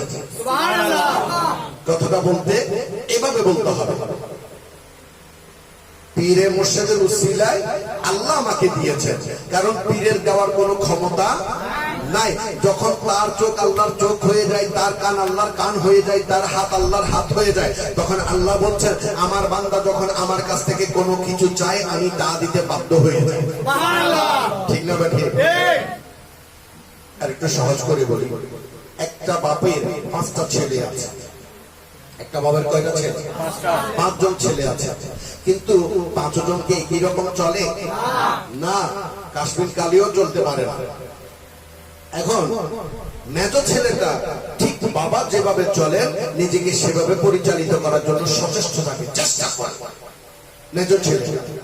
এখন চলতে চলতে বাবার প্রেম, বাবার ভালোবাসা, বাবার বিশ্বাস ওর মেজ ছেলের উপর পড়বে কি পড়বে না? এখন ছোট ছেলে এসে বললো বাবা আমার 10 লাখ টাকা দাও, আমি ব্যবসা করবো। বাবা দিবে কি দিবে না? দিবে না। চিন্তা করবো টাকা নিয়ে তুই কোথায় যাবি, কি করবি, তোর তো কোনো বিশ্বাস নেই। তোরে টাকা দিয়েছিলাম গতবার ইয়াবা খাই আসছো, তোরে টাকা দিয়েছিলাম গতবার মদ খাই আসছো, তোরে টাকা দিয়েছিলাম গতবার মাইয়া একটা বিয়ে করে নিয়ে আসছো, তোরে আমি 10 লাখ টাকা দিতে পারবো না। বড় ছেলে গেল, বাবা আমারে 5 লাখ টাকা দাও। বলে কেন? বলে বাবা আমি কিছু একটা ব্যবসা করবো। বলে তোরে আমি 20,000 টাকা দিয়েছিলাম জমিনে সার দেওয়ার জন্য, তুই সারও চিনস না ভালো করে, তুই ব্যবসা কিভাবে চিনবি? কিন্তু মেজ ছেলে যখন বললো বাবা তুমি আমার 10 লাখ টাকা দাও, আমি একখানা জমিন কিনবো, বাবা বলবেন নিয়ে যাও, কোনো কথা নেই। কারণ তার উপর ভরসা করা যায়, তার উপর নির্ভর করা যায়, তাকে ভালোবাসা যায়, তাকে বিশ্বাস করা যায়। আল্লাহ বলছেন আমার বন্ধুরা হচ্ছে নির্ভরযোগ্য, আমার বন্ধুরা হচ্ছেন আমার সাথী, আমার বন্ধুরা হচ্ছেন আলা ইন্না আউলিয়া আল্লাহি লা খাউফুন আলাইহিম ওয়া লা হুম ইয়াহজানুন। আমার বন্ধুদের কোনো চিন্তা নাই, আমার বন্ধুদের কোনো পেরেশানি নেই। আমার বন্ধু আমার কাছ থেকে যা চাইবে আমি আল্লাহ তা দিয়া দে। যখন আমার বন্ধু হাত উঠিয়ে বলেন ইয়া আল্লাহ এই নারীর পেটের মধ্যে যে মহিলা আছে তারে তুমি পুরুষ করে দাও, গোসল আজমের হুকুমে ওই নারীটা পুরুষ হয়ে যায়। সুবহানাল্লাহ। ইয়া আল্লাহ আমার এই মুরিদান এসেছেন, আমি তার তকদিরে দেখছি, তার কপালে দেখছি, তার তকদিরে দেখছি তার বিপদ আছে, আল্লাহ তুমি তার বিপদ কাটাইয়া দাও। বলা হয় সঙ্গে সঙ্গে তকদিরের বিপদ কেটে যায়। সুবহানাল্লাহ। শায়ের বলছেন নগাহে ওলি মে ये तासीर देखी बदलती हजारों ये तकदीर देखी। আল্লাহর ওলিদের দোয়া, আল্লাহর দোয়া মানে হাত উঠাইতে হবে এমন কোনো কথা নাই। আমি বারবার হাত উঠাচ্ছি, আপনারা মনে করছেন হাত উঠাইতে হয় না, মা বাবা হাত উঠাইয়া দোয়া করতে হয় না। আপনি যখন বাইরে থেকে আসলেন এসে মারে বললেন মা গো আমি তো তোমার জন্য কিছু আনতে পারি নাই, একখানা চকলেট এনেছে। মা যখন বলবেন আলহামদুলিল্লাহ, অন্তরটা যখন খুশি হয়ে যাবে, আল্লাহ বলেন তুমি খুশি তো আমিও খুশি। সুবহানাল্লাহ। তাই প্রিয় হাজিরিন আমাদের ঈমান আকীদা ঠিক রাখতে হবে। শুধু মুসলমান বলে নামাজ পড়লে হবে না, পীরের দরবারে গেলে হবে না, আপনাকে জানতে হবে, বুঝতে হবে আপনি কিসের উপর ভর করে আছেন। আপনার ঈমান ভর করে আছে মুহাম্মদ রাসূলুল্লাহ সাল্লাল্লাহু আলাইহি ওয়াসাল্লামের ভিত্তির উপর, আর ভিত্তির প্রধান হচ্ছে আহলে বাইত রাসূল। আহলে বাইতের রাসূলকে আপনাকে ভালোবাসতে হবে, তাদেরকে চিনতে হবে, তাদেরকে জানতে হবে, তাদেরকে অনুসরণ করতে হবে, তাদেরকে অনুকরণ করতে হবে, তাদের জিকির করতে হবে, তাদের জন্য নিজের জীবন উৎসর্গ করতে হবে। যদি আপনি করার জন্য তৈরি থাকেন, উৎসর্গ করুন আর না করুন, আল্লাহ বলেন তোমার নিয়তকে আমি পরিপূর্ণ করে দিলাম। সুবহানাল্লাহ। ইন্নামাল আমালু বিন্নিয়াত। যেহেতু তোমার নিয়ত আমার হাবিবের আহলে বাইতের উপর, আমি যাদের সম্পর্কে বলেছি কুল্লা আসআলুকুম আলাইহি আজরান ইল্লা মুআদ্দাতা ফিল কুরবা, এই দুনিয়ার জমিনে এত নিয়ামতের বিনিময়ে ইয়া রাসূলুল্লাহ আপনি কোনো কিছু চাননি, আপনি চাইবেন আপনার আহলে বাইতের ভালোবাসা। আহলে বাইত বলতে কারা? যারা নবী মুস্তাফা সাল্লাল্লাহু আলাইহি ওয়াসাল্লামের বংশধর। বংশধর কারা? যারা আমার নবীর চাদরের ভিতর ঢুকেছেন। আহলে কম্বল, আহলে কম্বল। কম্বলের মধ্যে যে পাঁচজন ঢুকেছিলেন, নবী, হাসান, হোসেন, ফাতেমা, আলী, এদের নসল থেকে এসেছেন গৌসুল আজম মেজবান নারী। তাদের নসল থেকে এসেছেন হযরত বরমৌলানা সাহেব কিবলা রাদিয়াল্লাহু তাআলা আনহু। তাদের নসল থেকে এসেছেন আবু শাহ শাহ রাহমাতুল্লাহ আলাইহি। তাদেরকে অনুসরণ করব, অনুকরণ করব, তাদের পথ দেখানো পথ। তারা ইবাদতের কথা বলেছেন, জিকিরের কথা বলেছেন, তাদের অনুসরণের মাধ্যমে আল্লাহ রাস্তা ইহদিনাস সিরাতাল মুস্তাকিম করতে সেটি দেখিয়ে দিয়েছেন। সেই মত এবং পথ যে অনুসরণ করতে পারবো, সে আমরা কামিয়াবি হব। সুবহানাল্লাহ। যদি না করেন আপনি কামিয়াবি হবেন না। আসহাবিকান নুজুম, আসহাবিকান নুজুম, জলিলুল কদর যারা সাহাবী রয়েছেন, তারা হচ্ছেন আকাশের তারা সদৃশ, আর আহলে বায়ত হচ্ছেন কিস্তি। আহলে বায়ত হচ্ছেন জান্নাতের মালিক। আপনি তারা দেখে রাস্তা দেখতে পাবেন, হারানো পথ খুঁজে পাবেন, ইসলাম থেকে খারেজ হলে আবার ইসলামে ঢুকতে পারবেন, কিন্তু ইসলাম থেকে উঠিয়ে জান্নাতে নিয়ে যাওয়ার মালিক হচ্ছেন হাসনাইনে কারিমাইন। সুবহানাল্লাহ। আপনি যতই কবিরা গুনাহ করুন, সগীরা গুনাহ করুন, আপনার অন্তরের মধ্যে নবীর প্রেম আছে, আহলে বাইতের প্রেম আছে, আপনি তওবা করতে পারেননি, কাল কিয়ামতের ময়দানে তারাই আপনার জন্য সুপারিশকারী হয়ে যাবে। সুবহানাল্লাহ। আর কেউ সুপারিশকারী হতে পারবে না। আল্লাহ যাকে দিবেন তারা আপনাকে জান্নাতে নিয়ে যাবে। তাই প্রিয় হাজিরিন, আমরা এমন ভাবে আমাদের জীবনটাকে পরিচালিত করব, আগে আমাদের ঈমান ঠিক রাখতে হবে। ঈমান ঠিক রাখতে হবে, ঈমানের সাথে সাথে আকীদা ঠিক রাখতে হবে। আকীদা মানে মজবুত দৃঢ়তা। আপনার দৃঢ়তা ঠিক রাখতে হবে। আমি কারো কথা শুনতে চাই না, আমি জানি নবীকে অনুসরণ করতে হবে। যদি নবী আমার মতো মানুষ হয়, তাহলে তো তার ভুল থাকতে পারে, পারে কি পারে না? আমাদের ভুল আছে কি নাই? আছে কি নাই? যেহেতু নবী মানুষ, তাহলে নবীর ভুল থাকতে পারে। আমি ওই মানুষকে অনুসরণ করতে পারি না। আমি কোন একখানা দলিল ভুল ভ্রান্তি কিতাব থেকে দিতে পারি না। যেহেতু কোরআন লা রাইবা ফিহি, তাতে কোনো সন্দেহ নেই, তাই আমি কোরআন থেকে দলিল দিব। ঠিক না বেঠিক? বুখারী শরীফ, কোন সন্দেহ নাই, তাই আমি বুখারী থেকে দলিল দিচ্ছি। আপনি অন্য কিতাব থেকে দলিল দিতে গিয়ে বলেন না, এটাতে সন্দেহ রয়েছে। যেহেতু আমি আপনি আমাদের মধ্যে সন্দেহ আছে, এমন সন্দেহ ব্যক্তি আরেকজন সন্দেহ ব্যক্তিকে অনুসরণ করবে করবে না। কাকে অনুসরণ করব? যার মধ্যে কোনো সন্দেহ নাই, তিনি হচ্ছেন মুহাম্মদ রাসূলুল্লাহ সাল্লাল্লাহু আলাইহি ওয়াসাল্লাম। বেমেসা। আসুন আমরা আমাদের ঈমানকে মজবুত করি।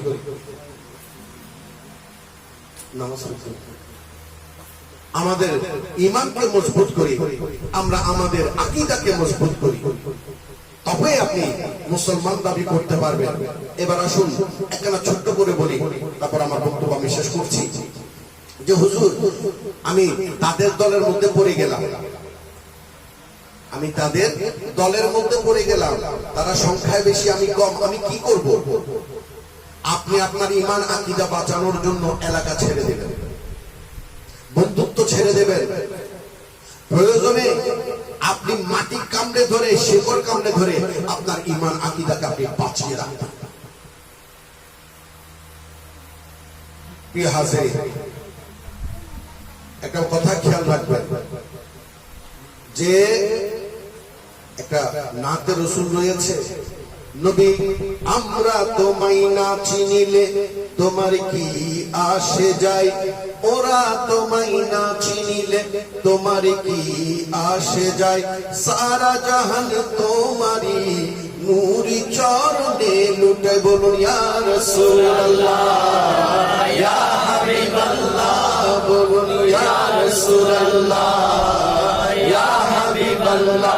তারা যদি বলে আমরা ভুলের মধ্যে আছি, হ্যাঁ আমরা ভুলের মধ্যে থাকতে চাই, তোমার শুদ্ধতা আমার প্রয়োজন নাই, তোমার শুদ্ধতা আমার প্রয়োজন, আমার ঈমান আকীদা আমার জন্য, আমার জান্নাত দোজখ আমার জন্য, আমার কবর আমার জন্য, আমার মা বাবা আমার জন্য, আমার আহার আমার জন্য, আমার শরীর আমার জন্য, আমার চিন্তা আমার জন্য, তোমার কোনো কিছু যায় আসে না।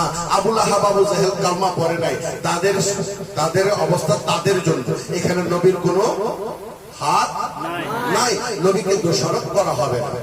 ঠিক তদ্রূপ আপনার ঈমান যখন মজবুত থাকবে, আকীদা যখন মজবুত থাকবে, আমাদের ওলি আল্লাহ আমাদেরকে বলে গেছেন যে আমরা ওলি হতে পেরেছি নবীকে নবীর মতো জেনেছি বিজয়। সুবহানাল্লাহ।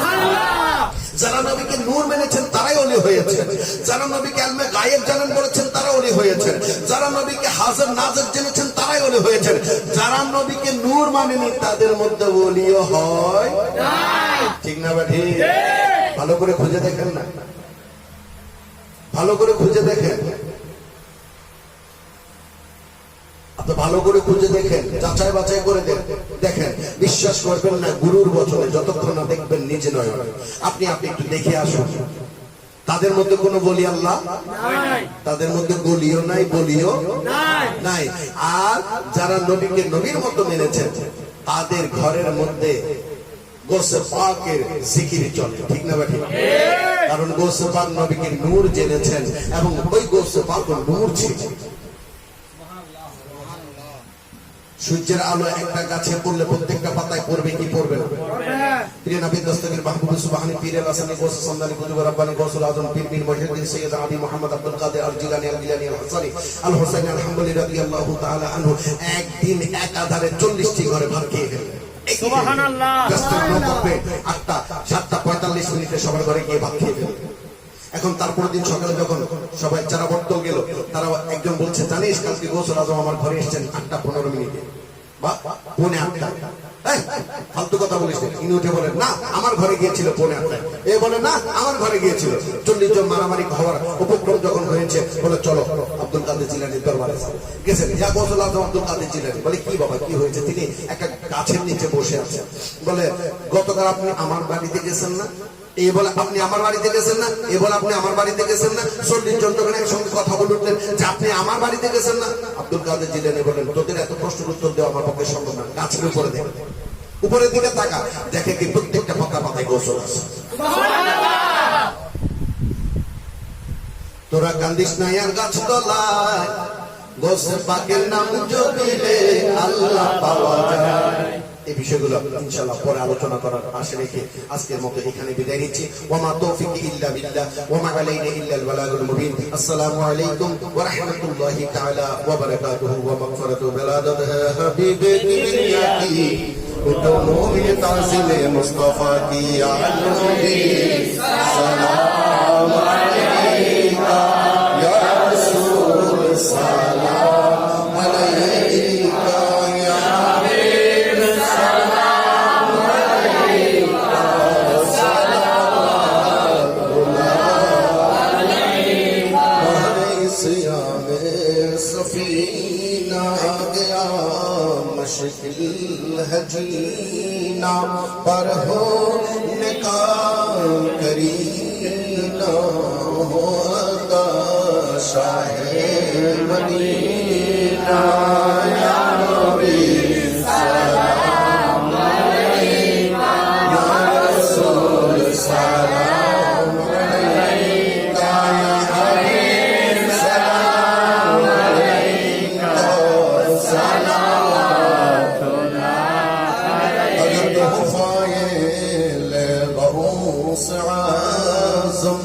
बादशाह है हर आलम दुरहो सब ही रंसोम सदक़ाए इमाम आज़म या नबी सलाम अलैका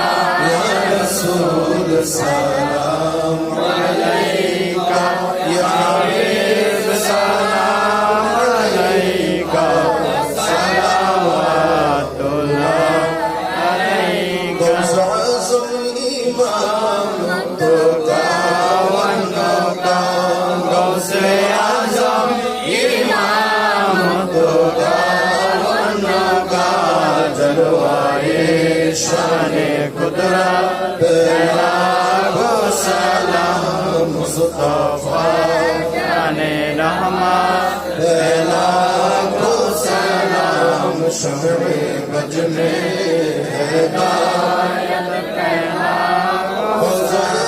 خواجگان رجائے ہندوستان جن کا ہر ہر آقا سنتے مصطفیٰ ایسے پیرے توڑی قد پہلا کو سلام مصطفیٰ جان رحمت پہلا کو سلام شمع بج میں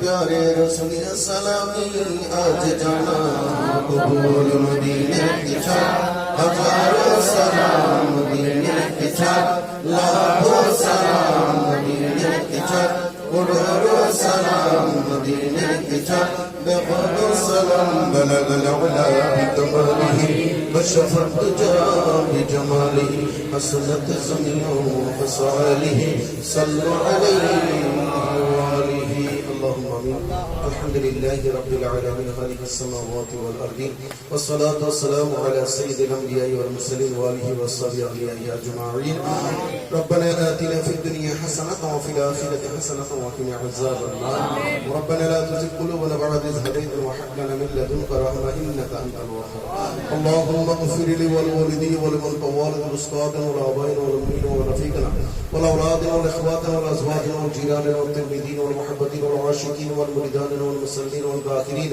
والصحب دعواتنا والجميع المسلمين والمسلمات والجميع طريقة قادرية چشتية نقشبندية مجددية قلندرية شافية وائسية وارثية صلابية رحمانية خيرية رضوان الله تعالى عليهم أجمعين يا رب العالمين اللهم اغفر من كل بلاء الدنيا وعذاب الآخرة رب ارحمهما كما ربياني صغيرا برلاহি بعد মাগরিব থেকে তখন পর্যন্ত আমরা যা আলোচনা করেছি কোরআন হাদিসের আলোকে আল্লাহ ভুল ত্রুটি বেয়াদবি ক্ষমা করে আমি শাহিদের পরে কবুল আর মঞ্জুর করে নিন আল্লাহ আজকের এই মাহফিলের সমবেত হওয়া লক্ষ কোটি বেশুমার বৃদ্ধি করে সরকার দু আলম সাইয়্যিদানা মুহাম্মদ রাসূলুল্লাহ তাআলা সাল্লাল্লাহু আলাইহি ওয়াসাল্লামের নূরানি কদম মুবারক পৌঁছাইয়া দিন আল্লাহ तमाम औलाद रसूल अहले बैत रसूल असहाब रसूल ताबिईन तबे ताबिईन रसूल करीम सल्लल्लाहु अलैहि वसल्लम जंग बदर जंग उहुद जंग हुनैन जंग खैबर जंग मुता जंग हुंदक जंग शहादाए करबला रिदवानुल्लाह ताआला अलैहिम अजमाइन के कदम कदम पहुंचाइया दिन अल्लाह खास कर अल्लाह আজকের মাহফিলের সওয়াবকে লক্ষ্য কোটি গুণ বৃদ্ধি করে আমাদের ময় মুরব্বীরা যারা দুনিয়া থেকে হুজুরের কবরের বাসিন্দা হয়েছে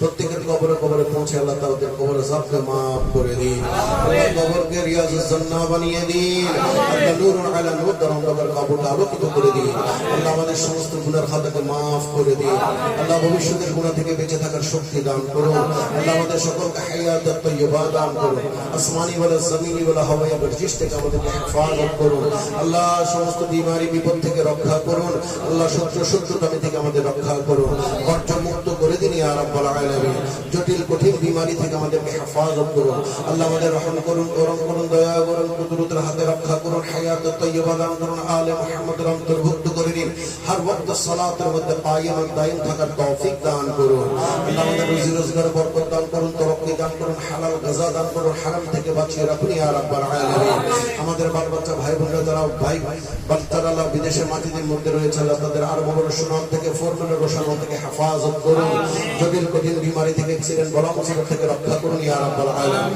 আল্লাহ আমাদের মা বোনদেরকে পর্দা নসিব করে দিন আল্লাহ খাতুনে জান্নাতের আদর্শ আদর্শিত করে দিন ইয়া রাব্বাল আলামিন আল্লাহ আমাদের ছেলেদেরকে আল্লাহ, ছেলে মেয়েদেরকে আল্লাহ দিন দুনিয়া দুনো জাহানের আলম বকশিশ করুন, ইমতিহানের মধ্যে কামিয়াবি দান করুন ইয়া রাব্বাল আলামিন। আল্লাহ আমাদের জীবনে একখানবার মক্কা মুআজ্জামা মদিনাতুল মুনাওয়ারা জিয়ারত করার তৌফিক দান করুন। আল্লাহ খাস করে আজকের এই মাহফিল কাল কিয়ামতের ময়দানে নাজাতের ওসিলা বানিয়ে দিন। আল্লাহ যে যে আশা নিয়ে, মকসুদ নিয়ে, মাকাসদ নিয়ে, হাজত নিয়ে হাত উঠিয়েছেন, আল্লাহ প্রত্যেকের নেক আশা, নেক মকসুদ, মাকাসদ, হাজতকে আপনি পুরা করে দিন। আল্লাহ আল্লাহ মুনাফিকি থেকে আমাদের হেফাজত করুন। আল্লাহ কুফুরের কাফেরের কুফরি থেকে আমাদেরকে রক্ষা করুন। আল্লাহ বাতুলতা থেকে আমাদের হেফাজত করুন। আল্লাহ আমাদের জটিল কঠিন বিমারিকে আপনি আল্লাহ শেফা দান করুন। আল্লাহ জটিল কঠিন আল্লাহ বিপদ থেকে আমাদেরকে মুক্তি দান করুন। আল্লাহ হাস করে আল্লাহ এই মাহফিলের উসিলায় আমাদের গুনার খাতাকে মাফ করে আল্লাহ আমাদেরকে মওতের সামানা জোগাড় করার তৌফিক দান করুন।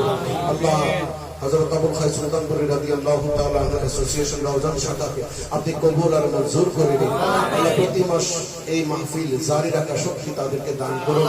সুবহান রাব্বিকা রাব্বিল ইজ্জাতি আম্মা ইয়াসিফুন ওয়া সালামুন আলাল মুরসালিন ওয়ালহামদুলিল্লাহি রাব্বিল আলামিন বিহাক্কি লা ইলাহা ইল্লাল্লাহু মুহাম্মাদুর রাসূলুল্লাহ সাল্লাল্লাহু আলাইহি ওয়াসাল্লাম।